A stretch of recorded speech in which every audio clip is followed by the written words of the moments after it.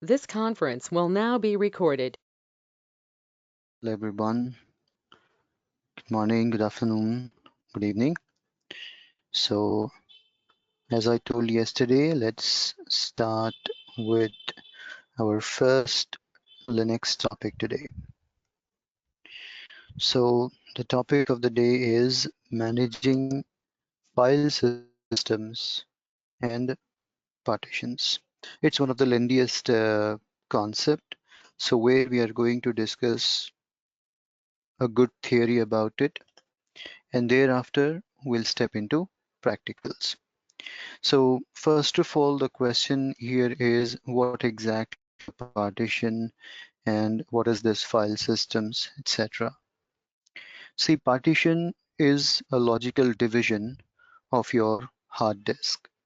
Suppose you have one hard disk. Now, this disk, you have not done any partitions. Everything in this disk you are keeping directly without making any partitions. Like most of the time you might have seen in the laptops what you purchase, you'll get only one partition C drive that consists of your entire hard drive. No partitions will be done. So suppose I have a hard disk of 200 GB without any partitions. So I'm keeping my OS here directly. I'm keeping some software installed inside it. I'm keeping some important data of mine, and I'm also keeping some backup over here. So everything in a single hard drive I'm keeping without making any partition. In this scenario, if the OS crashes due to some reason, let us say the OS crashes. So if the OS crash in this scenario, all the data in that disk will be affected because OS is gone, so OS will not boot and no data will be able to recover properly. So this is the problem you might face if you are going with a disk without any partitions. So better what you can do is you can convert your disk into partitions. So OS you can keep it in a separate partition, software you can keep it in a separate partition, data you can keep it in a separate partition, and backup data you can keep it in a separate partition. So maintaining multiple partitions will increase the chance of recovering your data easily even if your OS crashes, right? So recovery rate would be very high in this scenario. If OS crashes also, only OS related data will be affected. The other data would remain as it is. That's the benefit of doing partitions in a hard disk, right? So partition is nothing but a logical division of your hard drive, and each division will actually behave as an individual disk, but actually it is part of one hard disk. So we understood what is a partition and what is a need of maintaining partition. Now let us try to understand how many partitions can I create in a single hard drive. So you see guys, it depends on what scheme or layout you are using to do partitions. Like we have different styles of doing partitions, I can say in a better way. So these styles are known as types of partitioning. Many types are supported in Linux environment, but two are only used widely. What are those? One is MBR and the other one is GPT. So as you can see, it is mentioned. MBR stands for Master Boot Record and GPT stands for GUID Partition Table. In short, it is also called as guided partition table, something like that.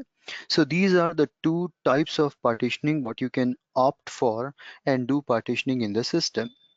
MBR is one of the oldest style of doing partition. It was introduced by MS-DOS people. right? I don't know how many of you are aware, but we used to have Windows 95, 97, 98. So in that, there used to be a special command, fdisk, that used to help us to do partition using MBR scheme. So that was the scheme that was introduced by DOS people. So this it is also called as DOS base partition. MBR is also called as DOS based partition. So in MBR, you can make partition in three different ways, right? Guys, just give me 1 minute, just 1 minute.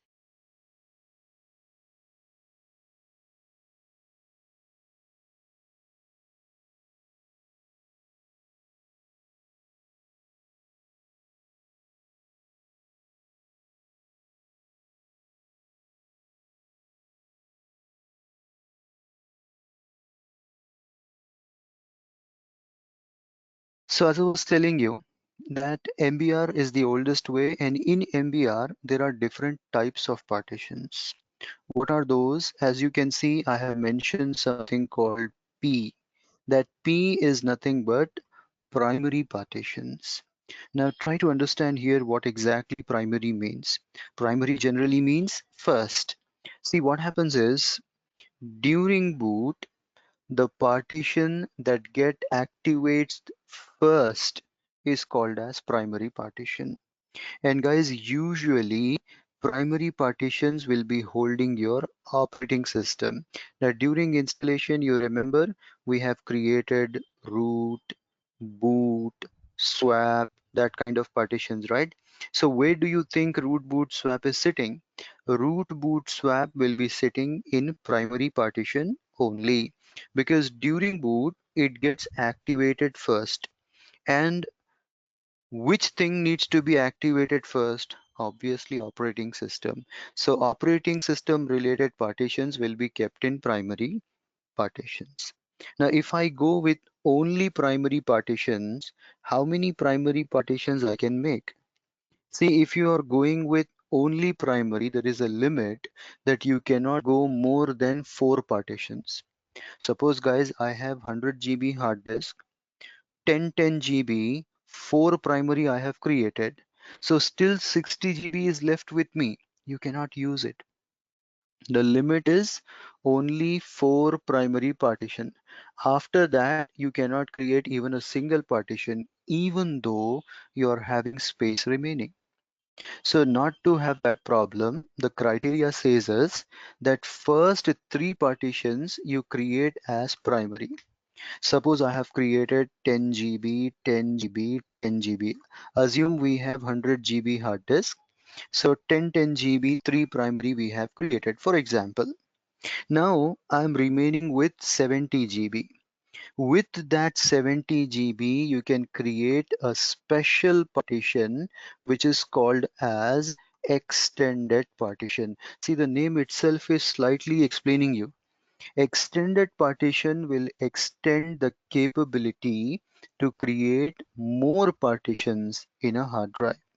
So suppose I don't want to stop at 4 partitions or 3 partitions. They are very less in number. Maybe I want to go with 8 partitions, 10 partition, 12 partition, 15 partition. So how can I achieve more partition? With the help of extended. So 3 primaries we have created, suppose 10 GB.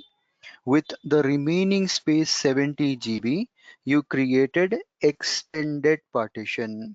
Now, what is special in extended? See, normally, once you have created a partition, inside that partition, you cannot create one more partition. Assume you have created C drive. Inside C drive, can you create C by B, C by C? You cannot do it, right? But extended will allow you to do that. In extended, the entire 70 GB you can use for creating more partitions. So what are the partitions that are allowed to be created in extended? The partitions that are created in extended are called as logical partition. So like that, you can achieve more than 4 partitions, 3 primary, 1 extended, and number of logical partitions. How can I create, or total how many partitions can I create inside it? See, in an MBR partition, you can go MBR style partition, you can go maximum up to 16 partitions. It also depends on what type of hard disk you are using, right? I'll tell you about that point later. But normally you can create 16 partitions. 16 partition means 3 primary, 1 extended, 12 logical partition. So 16 itself is a big number what you're trying to achieve. So 16 partitions you can create under MBR layout divided into primary, extended and logicals, right? And what is the hard disk size it support? See, MBR support the hard disk size up to 2 terabyte. So if your hard disk is up to 2 terabyte, then you can do MBR style partitions. Now suppose guys 16 partitions are not enough for me. I want 20 or 30 or 40 partition. And also the hard disk what I am having is more than 2 TB. For instance, I have 10 TB hard disk or 20 TB hard disk.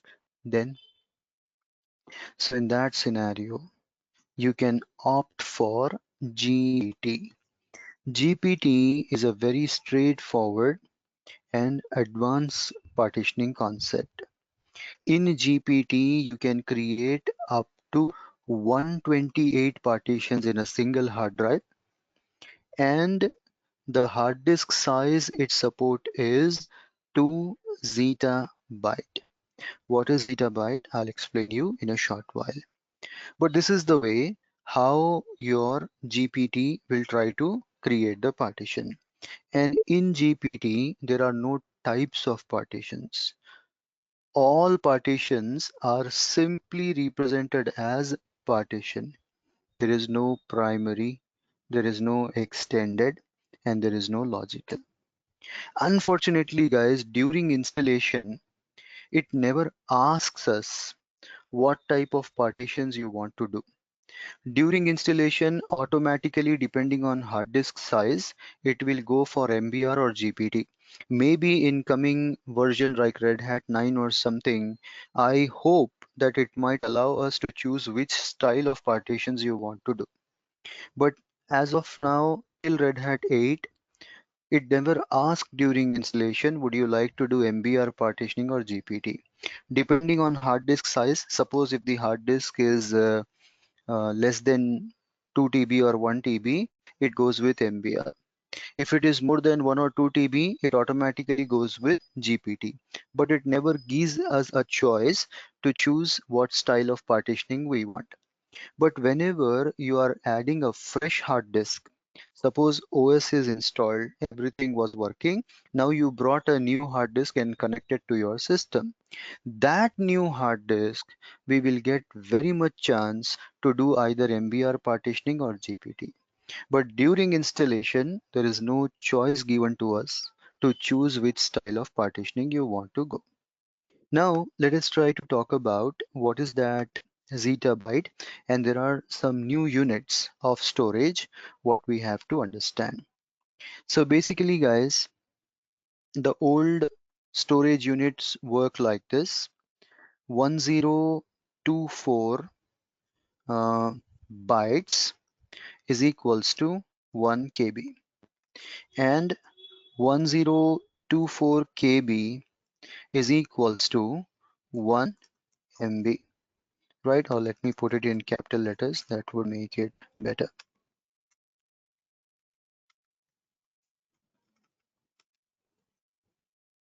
right? I hope you know this calculation. 1024 MB is equals to 1 GB, right? And 1024 GB is equals to 1 terabyte, and 1024 terabyte is equals to 1 petabyte, right?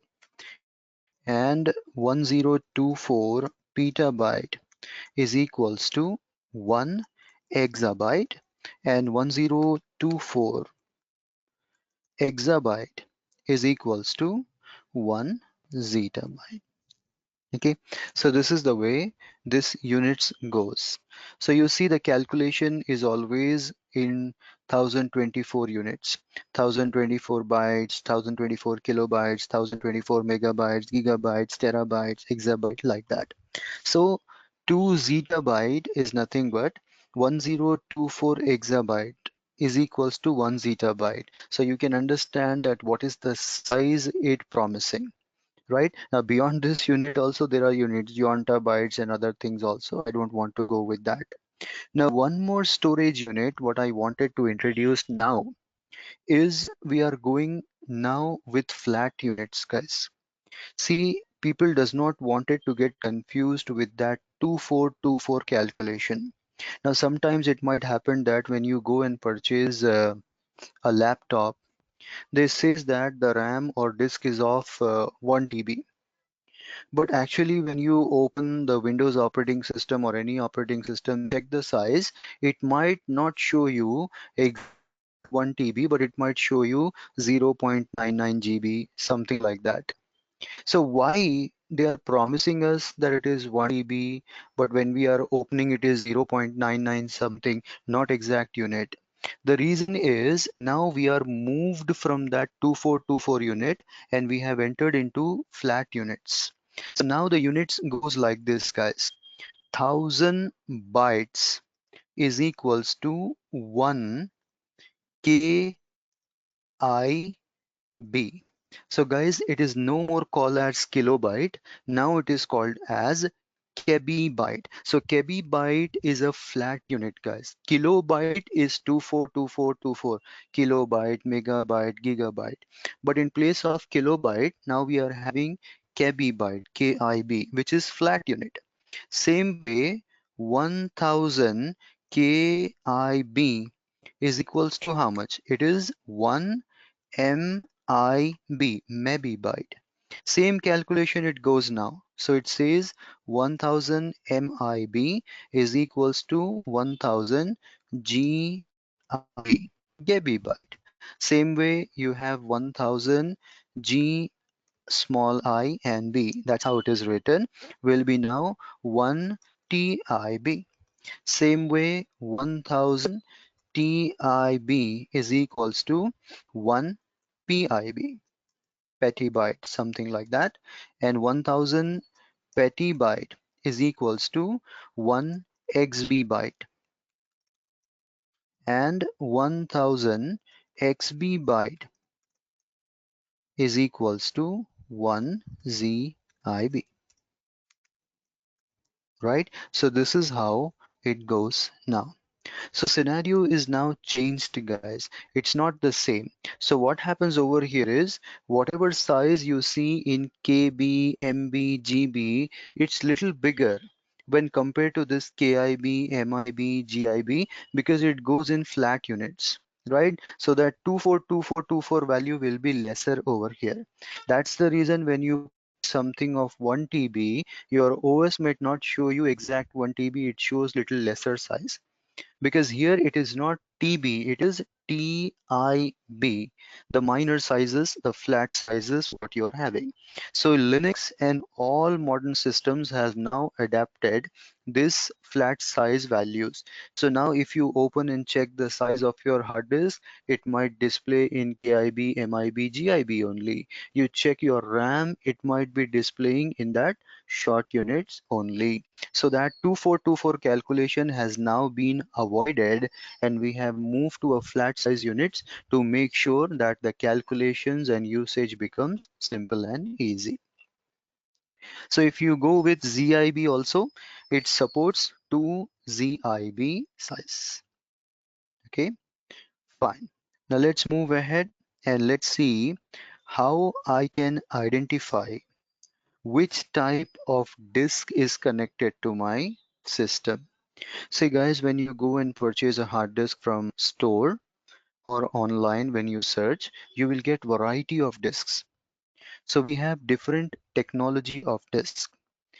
Each technology will give you different set of performance. Like now when you try to go for purchasing a mobile phone, when you inquire for a mobile phone, you'll get different technology-based mobile phones. Each phone's performance will be different. The higher you go, you'll get better performance, isn't it? Right? So same way, we have different level of disks and different type of disk, like IDE disk, SCSI disk, SATA disk. Now IDE is one of the oldest technology which is outdated now.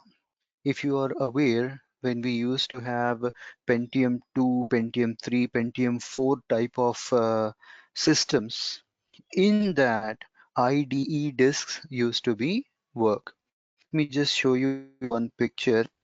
IDE disk connector. So I'm sure if anyone has worked in the older operating systems or something, you might come across these things. Like we used to have these connector. One connector used to get connected to motherboard, and the two ends used to be shared between CD and hard disk. These types of belts used to be the 34 40 pins belt, right? That used to be connected to hard disk. Performance in such type of disk used to be little slow. Then we got SATA kind of disks, right? SATA disk that used to give better performance, connector used to be less, no pins, wins kind of concept used to be there. Speed of the hard disk used to be very high. Thereafter, you got SCSI, you got SAS, you got SATA. Now it is SSDs. You know as, right? SSD are super fast in nature and they are very expensive also, right? So anyway, when you move out from one disk to other type of disk, if you move from one technology to other technology, ultimately the performance of that disk will be higher with the cost also. So IDE used to be a very outdated old technology.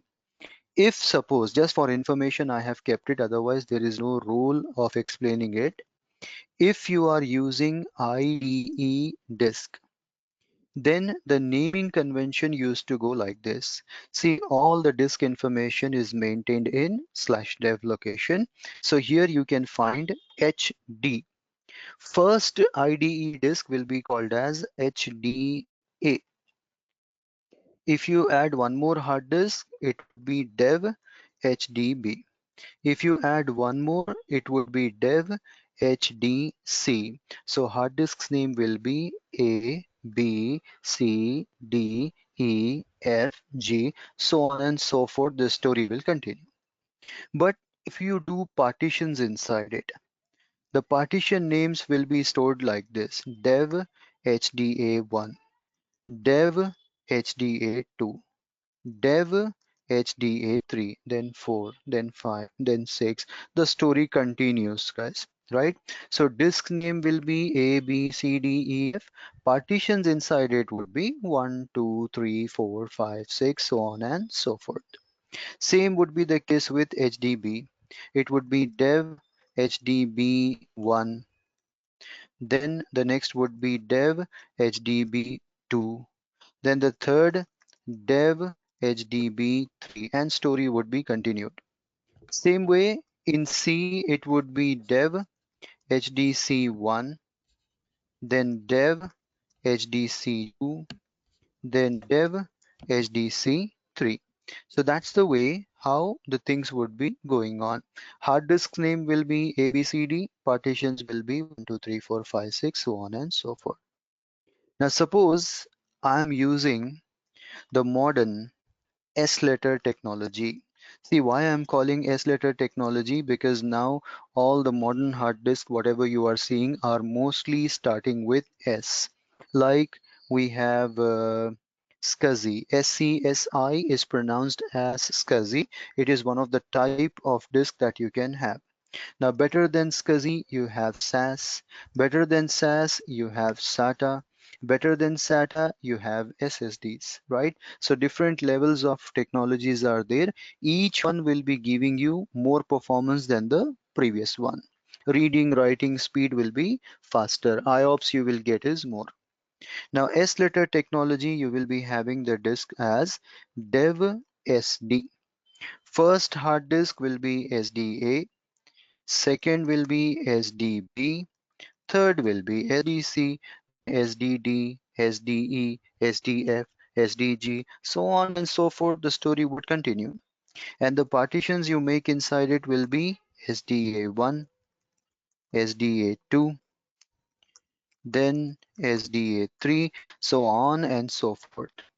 Same would be the case with SDB, SDB1, then SDB2, then SDB3, SDB4, SDB5, same way.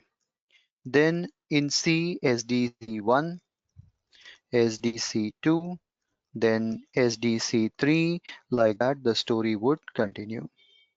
Also, if you see on cloud, for example, you might be using AWS machines or Google Cloud machines or any other, whatever it might be, Azure, right?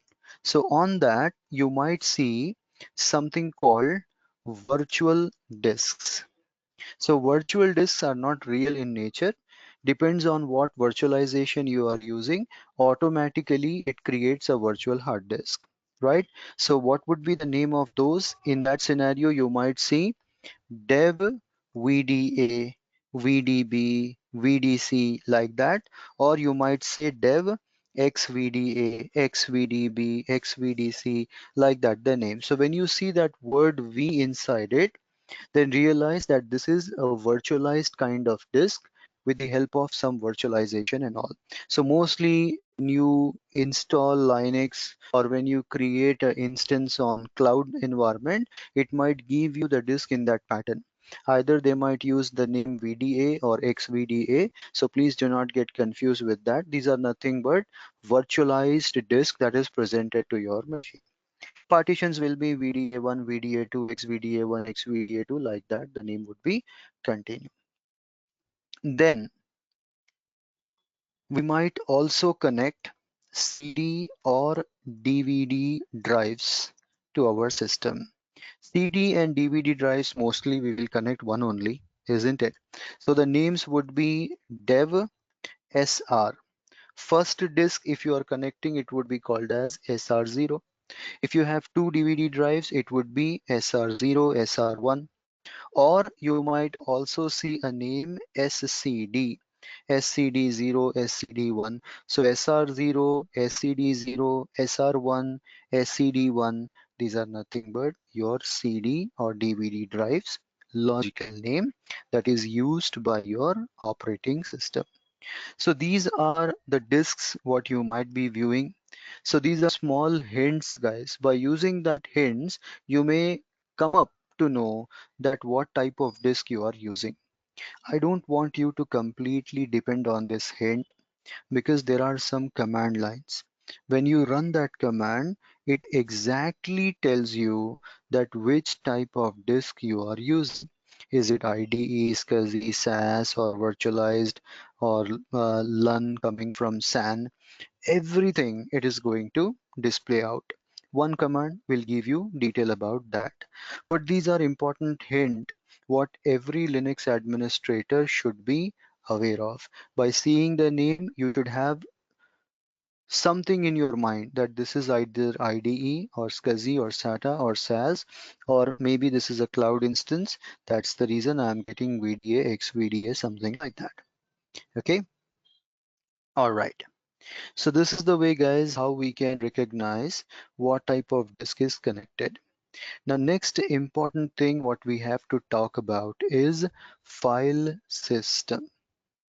Suppose, guys, you have a hard disk. In the hard disk, you have created a partition. Now, once you have created the partition, in order to store the data, to read and write the data inside that partition, you must format it. Normally we does, guys, whenever a new partition you create, you will obviously format it. So what actually you are doing by formatting? See, by formatting, you are applying file system on that partition. So what is this file system? See, file system is a method of storing the data in an organized fashion on the disk. See, guys, I just don't want to store the data in my partition. Whenever I want, it should be easily readable, and whenever I want to make the changes, it should be easily writable also. So I should arrange the data in such a manner that easily I should store and easily I should get back the data or make the changes. For example, guys, you have an almirah. Now, in that almirah, you put your clothes. Now, let's say that you are putting the clothes in a very untidy manner, unorganized manner. When you open the doors, the situation is the clothes are falling onto you. Now, in that situation, if I want to find my favorite piece of cloth, will it be an easy task? Absolutely not, isn't it? But if I arrange the things in an organized manner, I can take my favorite cloth, I can add any new cloth into Almirah very well. So same way, in a partition, if you want to store the data in an organized fashion to read, write, make changes in the file, we need to use a file system to do that. Without giving file system, it is very tough to store, read, write data in your partition. Okay, so file system will store the data perfectly, and every partition requires a file system in order to store the data in a proper way and to store the data also. So what are the types of file systems that are supported in Linux environment? Like in Windows, if you see, you might have seen file systems like FAT16, FAT32, or NTFS, which is very popular. In Linux, as Linux is an open source operating system, it supports huge variety of file system. But there are few very important file systems, especially in Red Hat, what we should be aware of. Those are EXTs and XFS. So guys, EXT actually stands for Extended File System 2, Extended File System 3, Extended File System 4, and XFS stands for Extends File System or X File System. Let's go into the history. ext2 was introduced in the year 1993 when uh, Red Hat version 4 was released into the market. Then ext3 came in the year 2001 when Red Hat 5 was introduced. ext4 was introduced in the year 2008 with Red Hat 6. XFS is not a latest file system. XFS was introduced way back in 1993. See, there was an organization, Silicon Graphics. They have a good developers team. So Silicon with Red Hat in a combination developed an open source file system calling it XFS. But they did not really used in Red Hat earlier. But Solaris and other operating systems were enjoying XFS for a long time.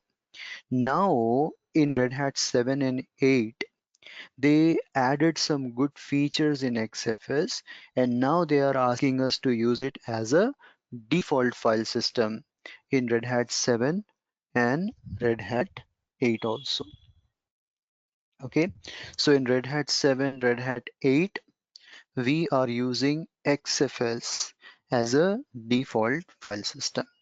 But it is not a latest file system, remember, it is one of the oldest file system what you have in uh, Red Hat environments or Unix or Linux environment.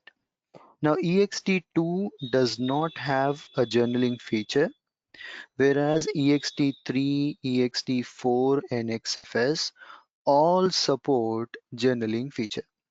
Now the question here is, what exactly is this journaling feature and what does makes it so important? See, suppose guys, one day you are working with your operating system, you are writing one file. You are writing, and maybe you have written 10 lines, 15 lines, 20 lines, 100 lines. You did not saved your work so far. You have opened the file and you are storing the data. You are adding. You did not saved it, right? Suddenly, there is a disconnection in your server. Maybe server restarts or you are connected remotely over the network breaks down. Something. I did not got a chance to save my work and I got disconnected from the server or server got restarted. Now, in that scenario, that valuable work I was working with will be lost. Such work that you have lost due to calamity without saving it can be easily recovered back if your file system support journaling feature. If you are aware of accountancy, guys, journaling means record keeping. So if your file system has journaling feature, whenever you are trying to write any word in the file, every word will be recorded behind the scene, even though you have not saved it, right? And if any such calamity happened, it preserved that data for you. Next time when you open the same file for editing, it prompts you and tell you that last time you were working on this file and you did not saved it. I have saved it for you. Would you like to recover your data? Now, when you say yes, all your unsaved data will be recalled and recovered. That's the reason journaling feature is important. If your file system has journaling feature, disaster recovery will be easier for you, right? So all modern file system, it's not a great feature only in ext or xfs, even ntfs and other file systems also have journaling feature.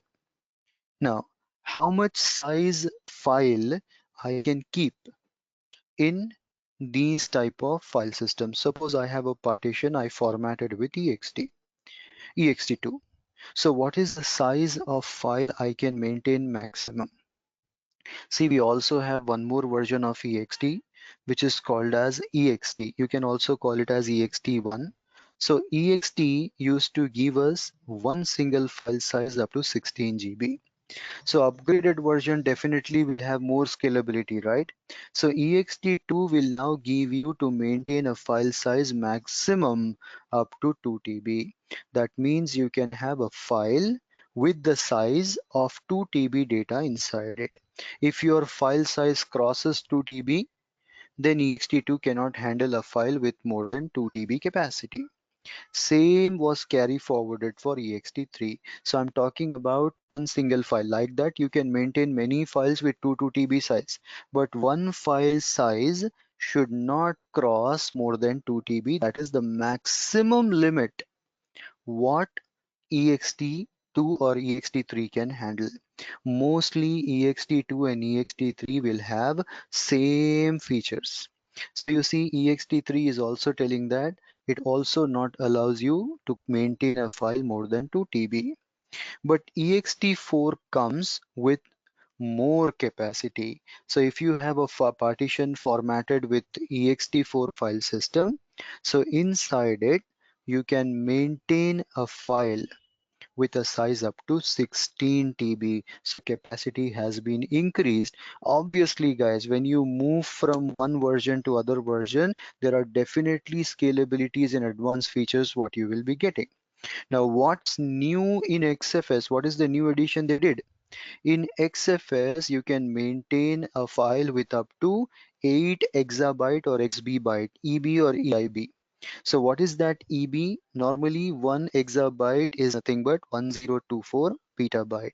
So it is giving you one single file to hold the size of 8 exabyte. So even if you are using it in Hadoop or big data, this kind of file system will be very worth. Okay, so that's the feature what it is going. So this does not literally means that you have to maintain 8 exabyte data. It's the capacity. When you see a car, in the car there will be a speedometer that shows you that maximum you can go up to 300 kilometers per hour, but we don't drive on that every time, isn't it? That's the limit. So here also it is showing us a limit that with these file systems you can maintain a file up to so and so size. Now this we have talked about individual one file size what you can maintain. What's the total capacity ext234 can handle? So ext2 can handle a size up to 32 TB. So suppose there is a partition and you want to format with ext2, so that partition size should not be more than 32 TB. Now 32 TB itself is a great size anyway. So if a partition is up to 32 TB, then it's okay. You can format and use it with ext2. Same is the case with ext3. As I told you, ext2, ext3 are always having very similar features. But in ext4, now it can handle the total capacity up to 1 exabyte. So if you have a partition up to 1 exabyte, no problem. It can be format with ext4. What's the new thing in XFS? XFS can handle up to 16 exabyte partition. So if you have a partition whose size is up to 16 exabyte, then that can be handled easily with XFS, right? So that is the total capacity of partition size or individual file size that can be handled by EXTs and XFS. Now, as I told you that we have older version. What is the older version? EXT. So it says that EXT cannot be converted into EXT2. Guys, normally whenever a new version of software comes, you will upgrade, like in your mobile phones also, either Android or iOS. Whenever a new version comes, you will upgrade it to get more features, more security, more benefits. So same way, if you want to upgrade from EXT to EXT2, it is not going to happen. There is no direct upgradable path. That means you have to take the backup of the data, freshly format it, and paste it into ext2. But ext2 can be easily upgraded to ext3. No backup and restore. Just like how you upgrade your mobile phone, iOS, Android, same way you can upgrade and you'll get new features of ext3. Same way, ext2, ext3, all previous ex file system can be easily converted or upgraded into ext4 without losing any data, without worrying about any data. Simply you can upgrade or convert it into ext4, the latest one. But same is not applicable in case of XFS, because XFS is the latest version what we are working with. There is no XFS2, XFS3, XFS4. When there will be XFS2, XFS3, XFS4, maybe at that time we can go with upgradation, but cross-platform upgradation or migration will not work. Like ext to XFS, there is no direct migration. In that case, you have to take the backup and freshly format a partition with XFS and store the data, right? So these are the important points to remember related to these file system. Now, one more important theoretical aspect that needs to be completed is mounting. Now, what exactly is mounting and how it works? Let me explain you with a different example. Let us say, guys, that I have a laptop or a desktop with me. On that laptop or desktop, I have inserted a pen drive. So I hope you know a pen drive, a flash drive, what we connect to our laptop to take the data or store the data, removable device, USB device, flash drive or pen drive, whatever you call it. Now suppose I have a pen drive and I connected it to my laptop. Let's say my laptop uses Windows operating system. Now as soon as I connect a pen drive to USB connector, it first detects what hardware is connected to my USB port. Once it detects that pen drive is connected.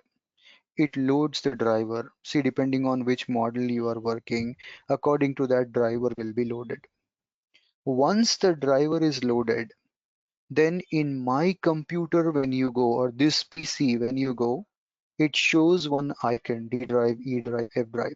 When you double click on that, it opens a folder which displays the data what you have in your pen drive. Now tell me one thing guys, exactly where is my data? Is it in that pen drive or is it in that folder? See, actually your data is present in the pen drive only.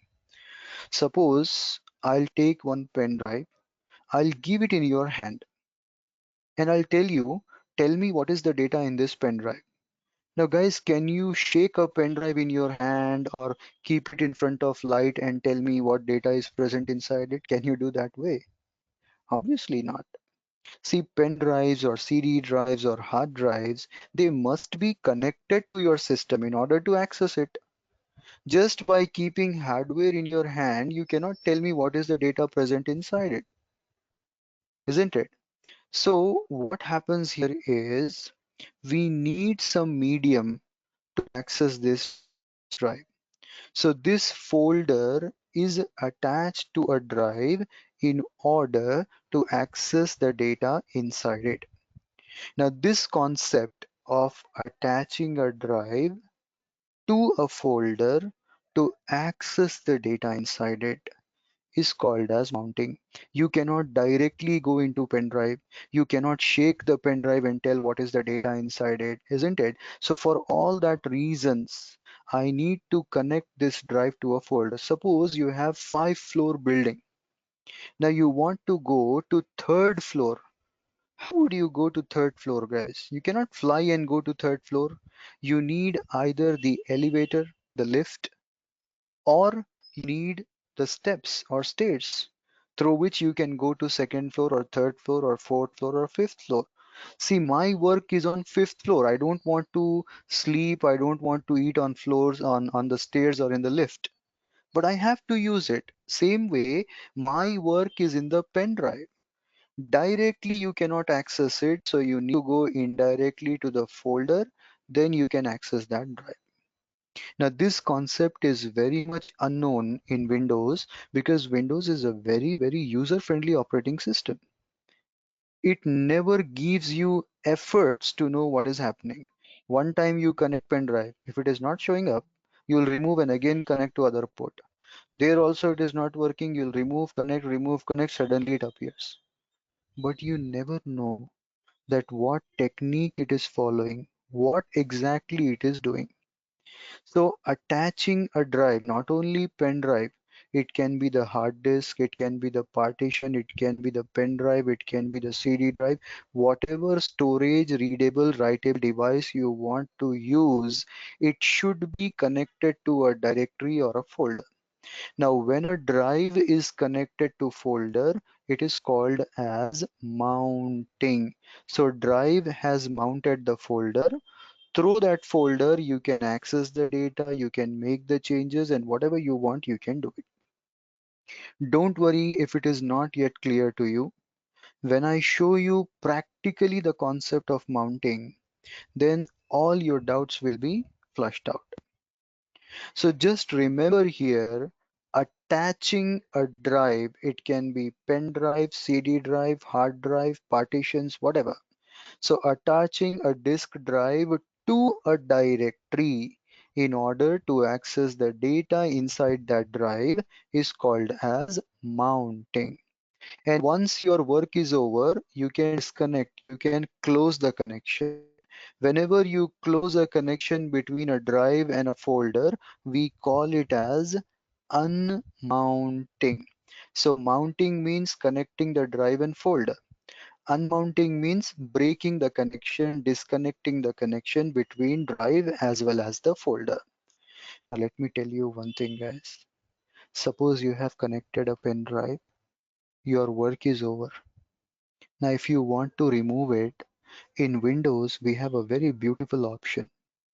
You can go to Task Manager or Taskbar click on pen drive icon, it says safely remove the drive.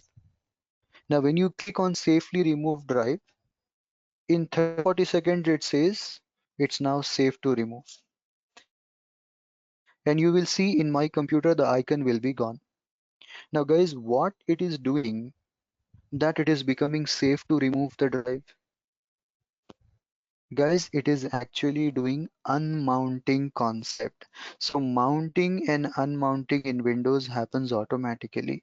So you never know. You just connect and icon appear in my computer. You say safely remove. After a couple of seconds, icon will gone. So actually that concept is mounting and unmounting, which is happening automatically in Windows. But in Unix and Linux, we will do it. So we are very clear about what is mounted, where it is mounted, and how it is unmounting the things for you. Okay. So please don't worry about it if you are still having questions. I'll show you practically after creating the partition. Then we will understand the concept of mounting very, very well. Now, this mounting is of two types, temporary and permanent. Suppose I have created one partition. Let's say the partition name is SDA5. In the hard disk SDA, fifth partition I created. Now, if I want to store data in SDA5, or if I want to see what is the data in SDA5, I need to connect that partition to some directory or some folder. So suppose I have a directory called test directory. So what I'll do, I'll connect SDA5 to test. Through test directory, I can see what is inside SDA5. I can add more data, I can delete the data, I can do modification. So test will become an access point from where I can do anything in SDA5. So it is the stair that is connecting me to SDA5. It is the elevator or lift which is taking me to SDA5. Now suppose these two are connected. If I reboot the machine and this connection breaks automatically, I connected SDA5 to test, everything was fine. But if I reboot the machine and this connection is getting disconnected, that means the type of mounting I have done is temporary. Remember this, that temporary mounting will automatically disconnect. No data loss is there. No data will be affected. Only the connection will break. Again, manually you have to make the connection. So if the connection between the drive and folder is getting disconnected due to reboot, that is called as temporary mounting. But if you have made a permanent mount, now when you made a permanent mount, then the permanent mount will stay even after reboot. So you will find once you have made a permanent mount, 100 times the system restart also, you will find SDA5 is still connected to test. So permanent mounting will not get disconnected even after reboot. But temporary mounts will be disconnected as soon as you reboot the machine. More about this, guys, we will learn in the coming classes, not now. Just for information, I'm telling you, keep this in mind. Now, let's go into our Linux machine and let's try to view how many disks we have. Each disk is carrying how many partitions and all. So let me log in into our machine. I have already powered on the machine before the class. Now, let's log in. See guys, in order to check how many disks we are maintaining, we have a command called fdisk. As I told you, fdisk is one of the oldest command that used to be there on DOS prompt, even in Windows 95, 97 versions also. So anyway, I'll say fdisk -l to list. Now when you run fdisk-l, it tells that I have a hard disk dev SDA. What did I told you guys? SDA. SDA means what? Guys, SDA means it can be a SCSI or SAS or SATA or SSD kind of disk. All of them will get SDA, SDB, SDC name only. What's the size? 25 GIB. So it is using the smaller units. It's not using the bigger units of GB, GB. It is working with 1000 variable, right? 1000 KB, 1000 MB, like that. And it's also telling you that this 25 GB is divided into so many sectors. Now, what do you mean by that sectors? See, guys, if you open the case of the hard disk, when you open the case of the hard disk, your hard disk will be uh, something like this, round and round. Sorry about my drawing. So, these rounds are called as cylinders, right? Data cylinders. Each cylinder is divided into number of tracks and sectors. See guys, if you lose one or two cylinders, there is a big loss because cylinders consist of sectors. One cylinder might consist of 1000 sectors. So one cylinder you miss out, 1000 sectors lost, and a good valuable space will be wasted. But if few sectors here and there happen, there is no big loss. So earlier when we used to work with Red Hat 6, they used to ask us manage the disk with cylinders, and people used to mismatch cylinder and end up resulting losing a valuable space. So from Red Hat 7, what they did, they are showing you that 25 GB is divided into how many sectors. Now, whenever you are creating a partition, it shows you on which sector value the partition is starting and which sector value the partition is ending, so that you may make use of all the available sectors and there will be no big loss of spaces. So you see, mostly it happens like this, that first partition is ending 199 and you see second partition is starting immediately next sector, that is 200, and it is continuing to go with 479 and next is starting with 480. It is going 087, next will start at 088. So like that, whenever a partition is created, it presents you sector value so that you can choose proper sector value and make sure there is no space loose or there is no space lost kind of thing or wastage. Okay. Right. So previously, same calculation we used to do with cylinders.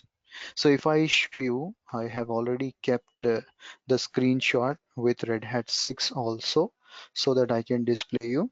Over here, you can see in Red Hat 6, it used to present total size is divided into how many cylinders. But now in Red Hat 7 and 8, for our ease of access, it is converted and showing us what? In sectors. So that if few sectors are here and there is no big loss. But losing one or two cylinders is a big loss, guys. So that's the reason it is displaying the values in sectors and cylinders also. And also over here it is telling you that SDA is having three partitions: SDA1, SDA2, SDA3. Now you also see it is showing you what is the sizes: 1 GB, 15 GB, 4 GB. But why there is a star mark on SDA1? See, SDA1 is having star mark in boot field.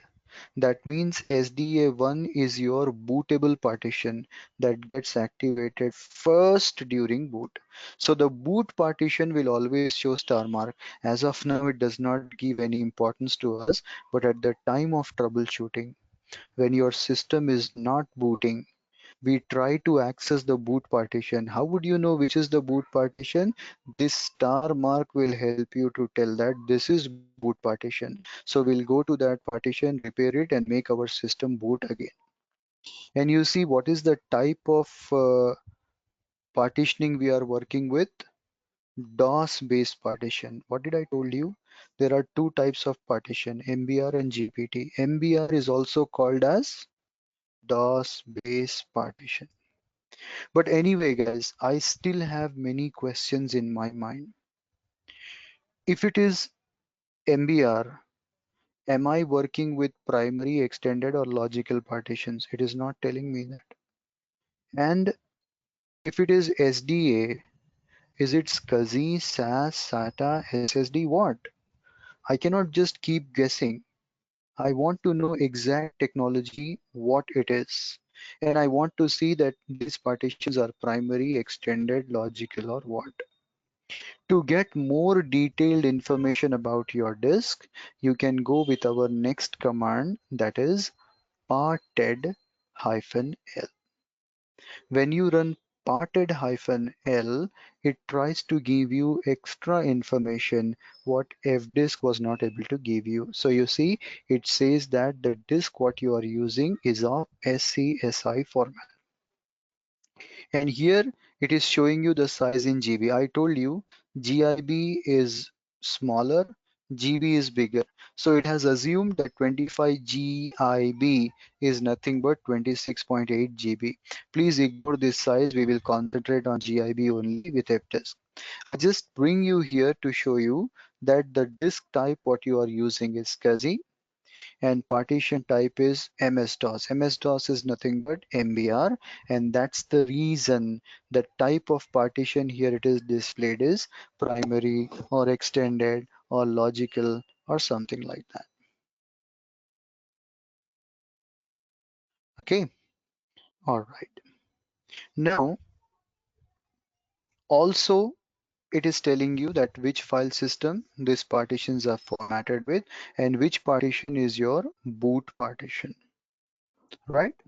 So these are the two commands, guys, which will help us to know that what type of disk is connected to my system and what it is. So if it is SAS or SSD or something that is coming from storage like SAN, so it might give you that details also.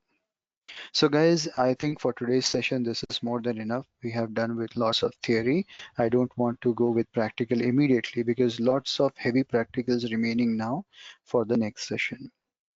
And what I request you guys that tomorrow and day after, I don't have any class Saturday and Sunday. So I want you to practice all the basics, whatever we have learned, installation, the basics, all that thing you finish. Monday onwards, we will start working with the practicals of these partitions and all. So no class tomorrow and day after. We'll meet on Monday. Meanwhile, if you have any questions so far, you can put your questions. I'll answer your questions.